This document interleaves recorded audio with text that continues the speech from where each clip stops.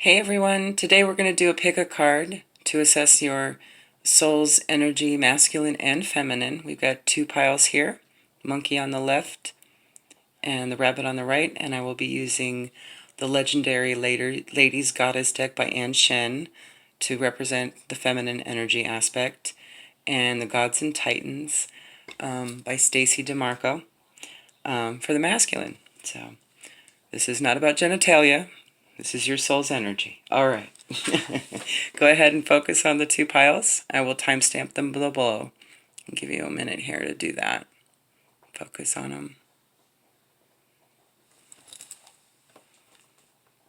All right, if you pick pile number one, we'll start with the lady. We have Eos, light,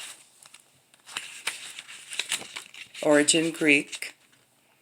You may be feeling lost or aimless lately, and winged goddess of light Eos is here to show you the way with her torch. Like Eos ushering in the dawn, a light will appear soon to show you the way out of your situation or clarify how you've been feeling and why. Follow those intuitive pings. All right. And we have Eros, love, but in the reverse, which I read the shadow side of, which may just be a continuation of the light side. We'll see. And he gives you a history lesson. Sometimes. Eros, love. Step out of chaos and allow love to direct all. A new love liberates your mind, body, and soul. The ancient Greeks believed that in the very beginning, at first, there was only chaos. The universe was but a primordial slush. There was no distinct earth, water, sky, air, sea, just a chaotic cauldron of everything and nothing. And then infinitely slowly, more evolved. Distinct energies began to form and liberate themselves from the mass. The first organizing influence to leave chaos was Eros, love.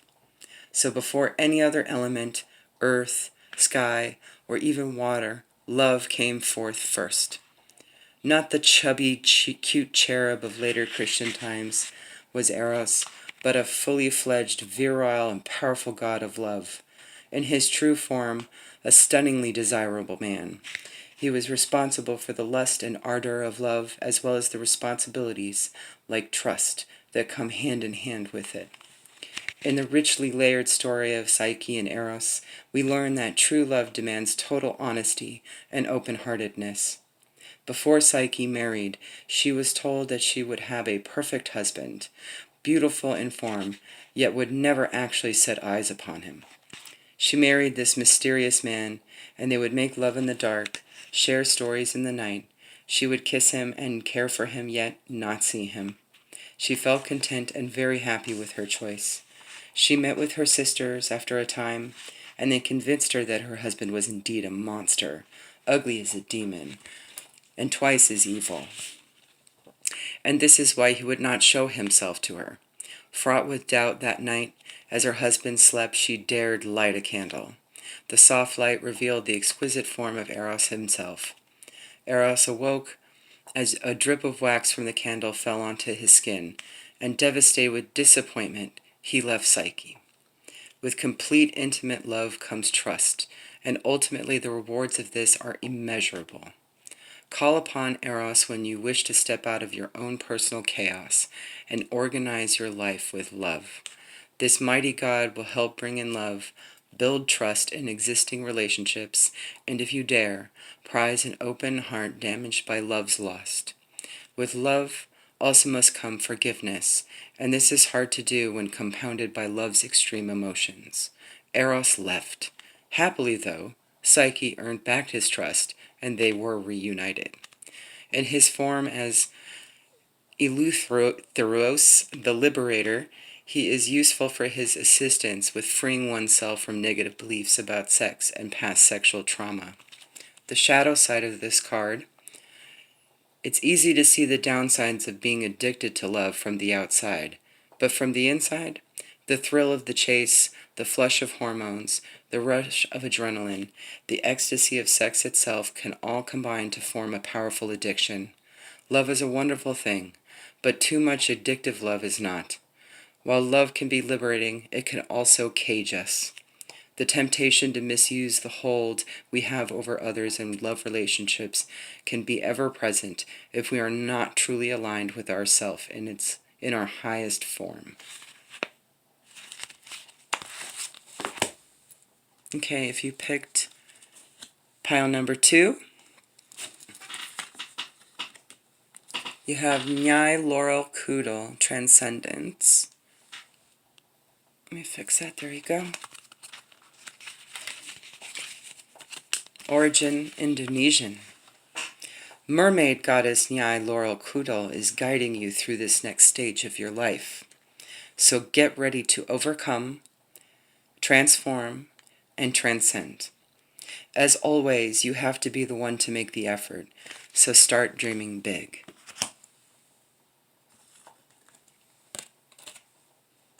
And our masculine is Hades, death. Death is not always a negative thing. Everything has a season.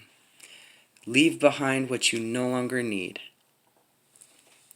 Guarding the gates of the underworld crouches the three-headed dog Kerberos, snarling and growling at anything that moves. The dog's jaws drips pools of saliva onto the cool, dark stone. Soon, a solitary figure approaches. It is Hades himself. His dog Kerberos calms and submits its 3 heads for petting. The master has arrived. Hades is the Greek god of death. His name itself comes from the Hellenic word for invisible. This was because the realm of the underworld, also referred to as Hades, was invisible to all. Plus, Hades owned a special helmet permitting the wearer to be undetectable. This weapon was featured in a number of stories and was worn by many other gods in war. Hades inherited the underworld when Kronos divided the territories, his brothers Zeus and Poseidon receiving the sky and sea respectively. Wealthy due to the unlimited riches of precious metals in his kingdom, Hades was intelligent and not at all monstrous.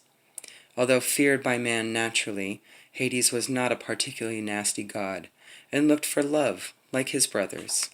The story of Persephone is possibly the most famous story featuring Hades, and one which shows that death is just another cyclic part of life.